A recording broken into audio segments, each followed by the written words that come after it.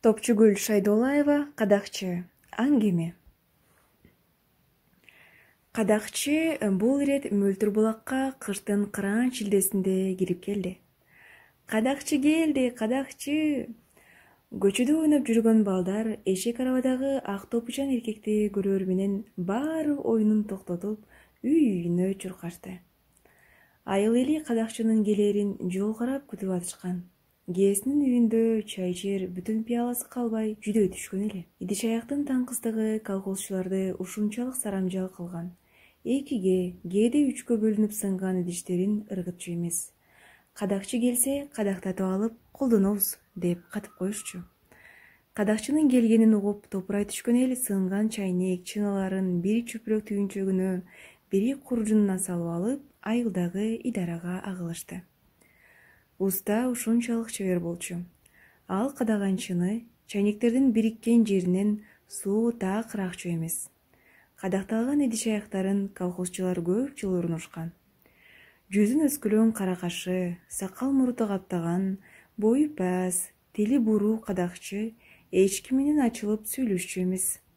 Анын жаш курагы канчада экенин да болжоо кыйын эле. Ысмын да эч ким билбейт.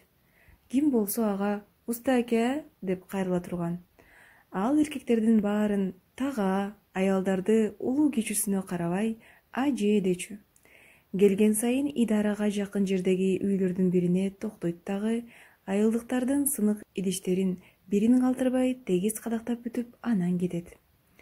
Анын кызмат акысына колхозчулар колунда болгонун көтөрүп келчү.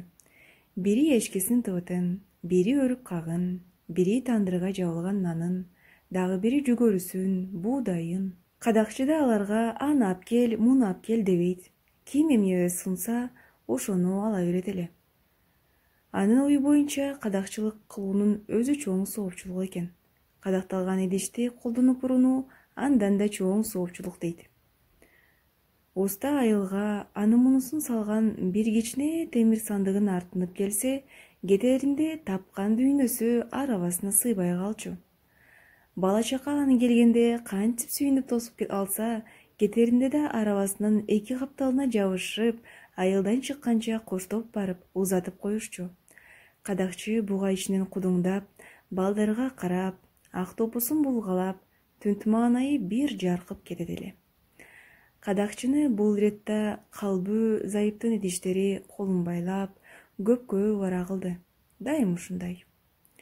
Бүтүндөй айылдын эли ап келген идиш аяк бир тең, бу аялдын көтөрүп келгени бир тең эле. Анын ап келген идиштери бир чети көп, бир чети сыныктары майда. Элдин чынысы экиге бөлүнсө, мунуку 3-4кө бөлүнүп кеткен.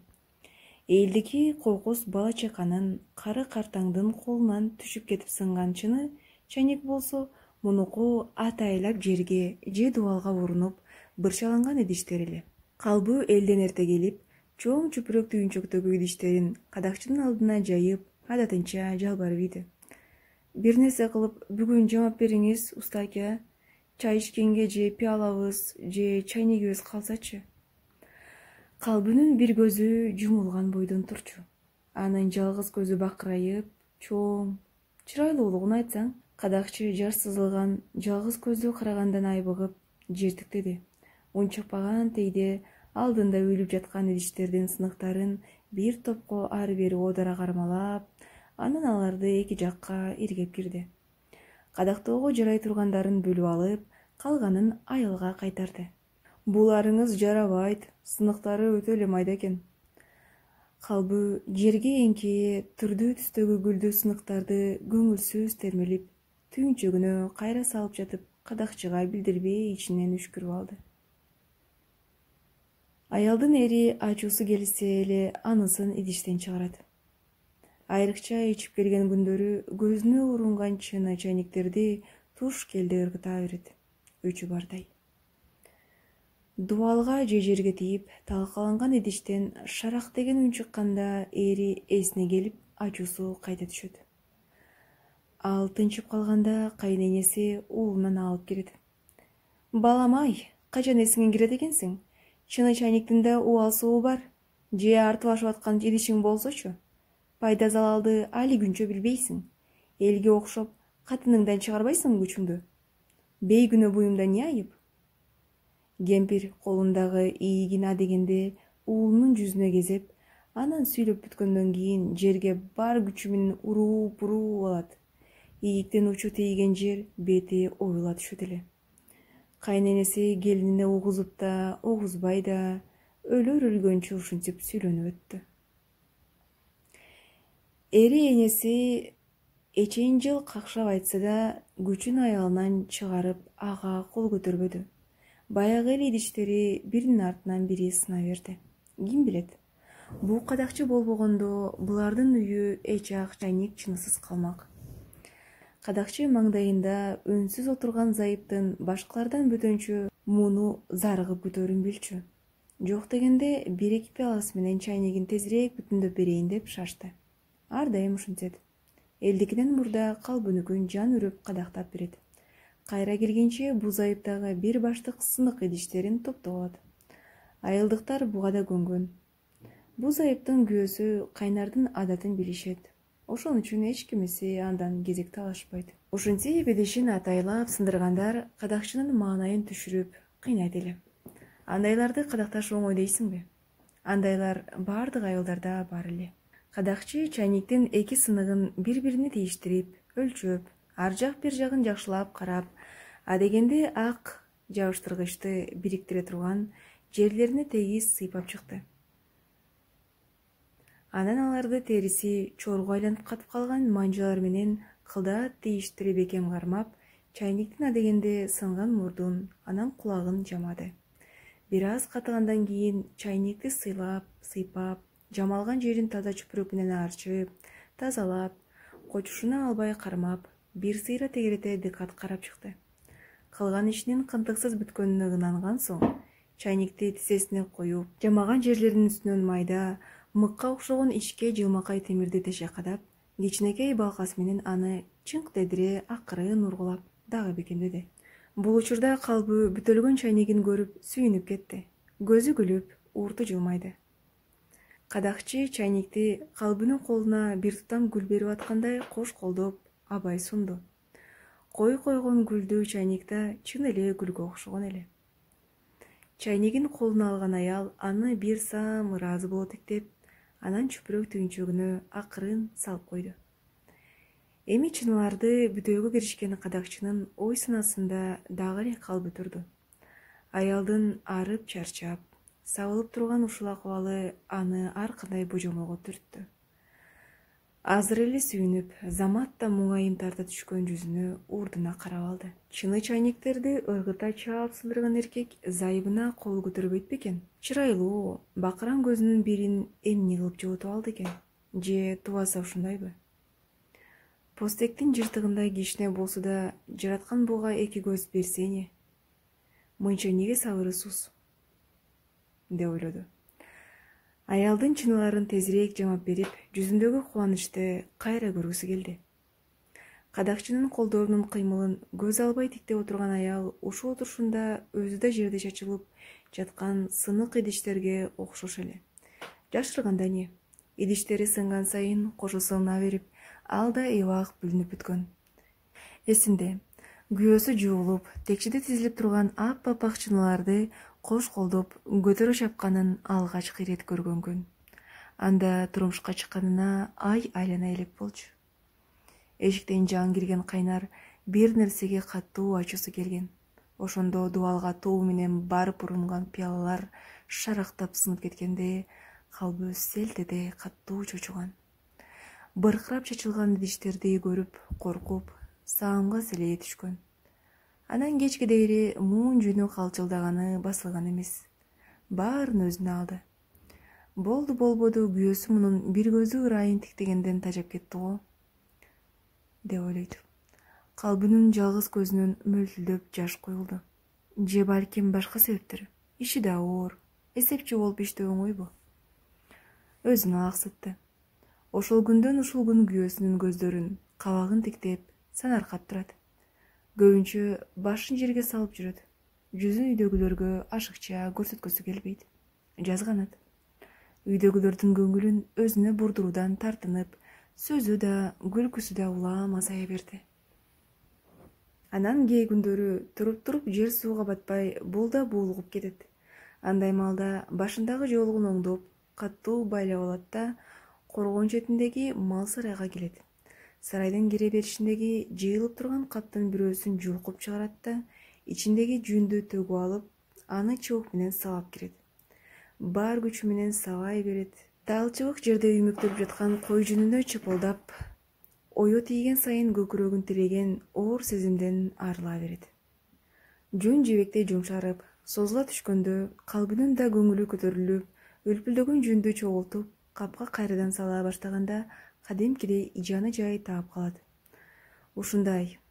Анын ачуусу келип буулукканын да үйдөгүлөрдүн эч кимиси байкабайт эле. Эри эчиктен кирип келатканда кабагы бүркөө болсо, пияла чайнектерин жанталаша көздөн далдоо ката коет. Кээде жетишпей калат.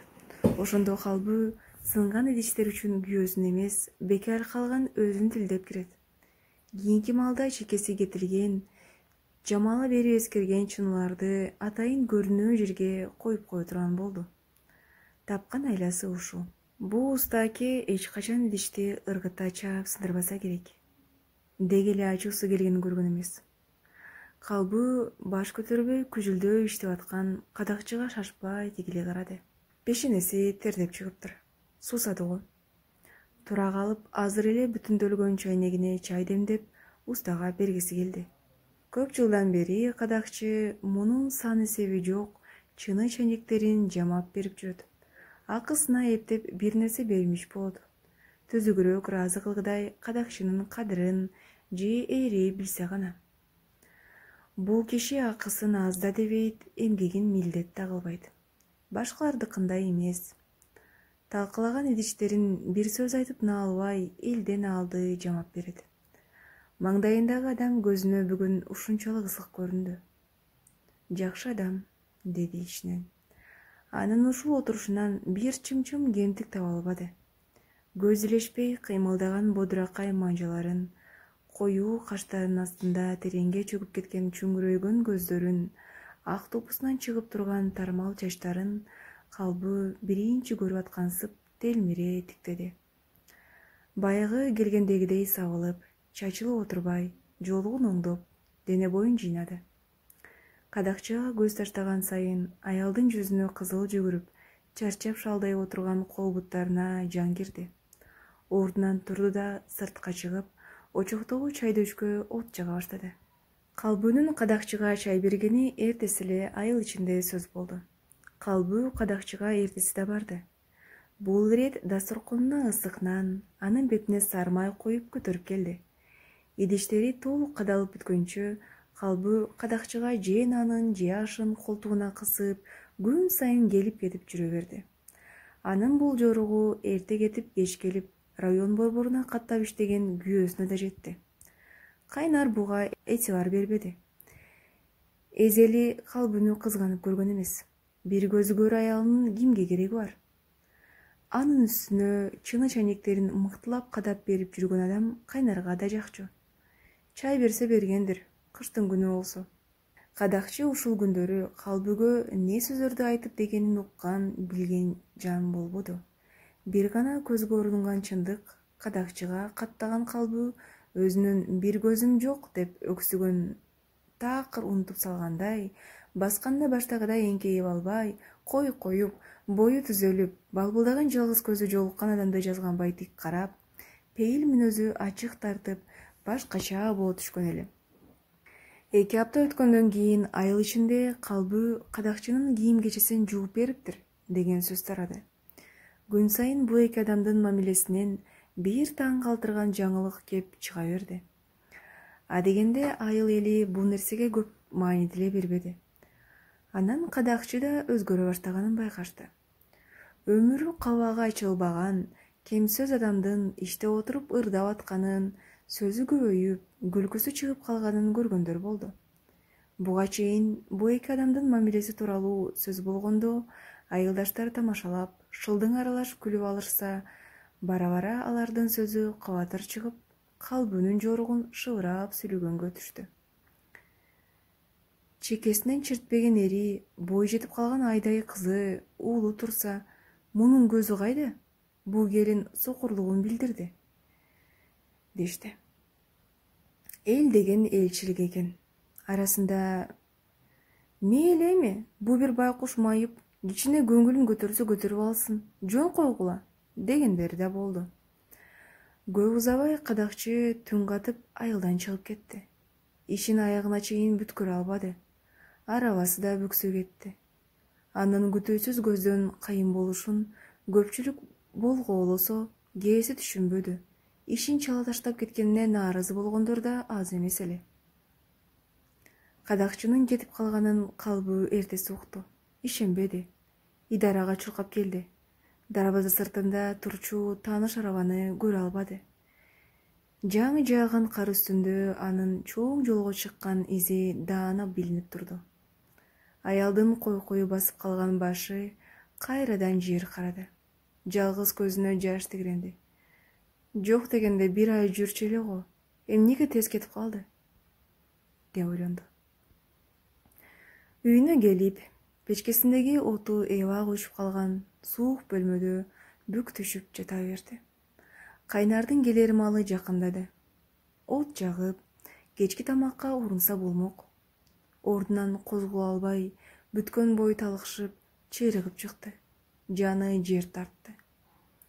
Кечинде жумуштан келген кайнар калбүнүн оордум деп төшөккө жатып калганын ушунча жыл бирге жашаган өмүрүндө биринчи ирет көрдү. Таң калды, чочуп да кетти. Эркек биринчи ирет суук үйдө ачка жатты.